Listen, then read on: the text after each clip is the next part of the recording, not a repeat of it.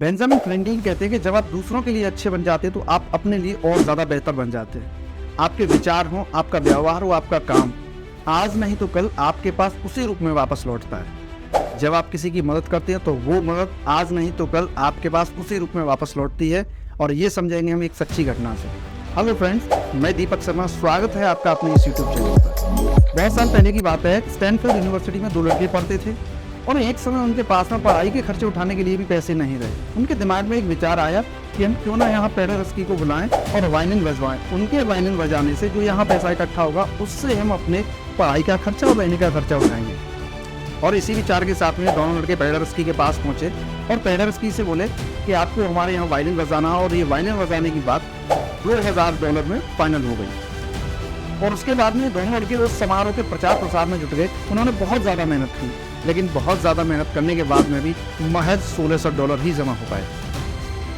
और उसके बाद में जब समारोह संपन्न हुआ तो ये पेडरस्की के पास पहुंचे और अपनी सारी मुश्किलों के बारे में उनको बताया और $1600 देते हुए बोले, और साथ में $400 का करारनामा भी साथ में दिया। और पेडरस्की को बोले कि सर, ये $400 हम आपको कमा करके आपके पास में भिजवा देंगे।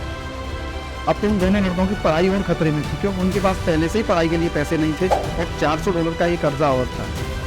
लेकिन पेडरस्की बोले कि बच्चों, ऐसा नहीं हो सकता, और उन्होंने उन दोनों लड़कों को $1600 दिए और उनसे कहा कि आप इनमें से जो भी तुम्हारा खर्चा है, जो भी तुम्हें अपने पढ़ाई के लिए रहने के लिए चाहिए, वो उतना ले लो, और उसके बाद में 10% और ले लो, क्योंकि जो तुमने मेहनत करी है उसका भी तुम्हें कुछ ना कुछ मिलना चाहिए, और बाकी की बची रकम मैं अपने पास ले लूँगा। साल गुजरते गए, इस समय बीतता गया। पहला विश्व युद्ध है वो समाप्त भी हो गया, लेकिन पेडरस्की अब पोलैंड के प्रधानमंत्री थे और वो अपने देश के भूखे लोगों के लिए खाना जुटाने के संघर्ष से जूझ रहे थे। और इस समय पर उनकी मदद कर सकता था सिर्फ एक आदमी, वो था US food and relief bureau का अधिकारी हर्बर्ट हूवर। हर्बर्ट हूवर ने बिना समय की देरी किए हुए हजारों टन अनाज पोलैंड पहुंचवा दिया। और फिर पेडरस्की अपने देश के भूखे लोगों की समस्या समाप्त होने पर हर्बर्ट हूवर को धन्यवाद देने के लिए पेरिस पहुंचे और हर्बर्ट हूवर को बोले कि तुम्हें बहुत बहुत धन्यवाद कि जो तुमने मेरी इस समय मदद की। अगर तुम मदद नहीं करते तो हालात और ज़्यादा बुरे हो सकते थे। तो हर्बर्ट हूवर बोले कि सर, शायद आपको याद नहीं, जब मैं विद्यार्थी था तब आपने मेरी मदद की थी। अगर आप उस समय मेरी मदद नहीं करते तो आज मैं यहाँ नहीं होता। तो मैंने आपके लिए जो किया उसके लिए मुझे धन्यवाद देने की कोई ज़रूरत नहीं। अच्छा ही तो वापसी का रास्ता कैसे भी कैसे भी ढूंढ ही लेती है, ये प्रकृति का नियम है।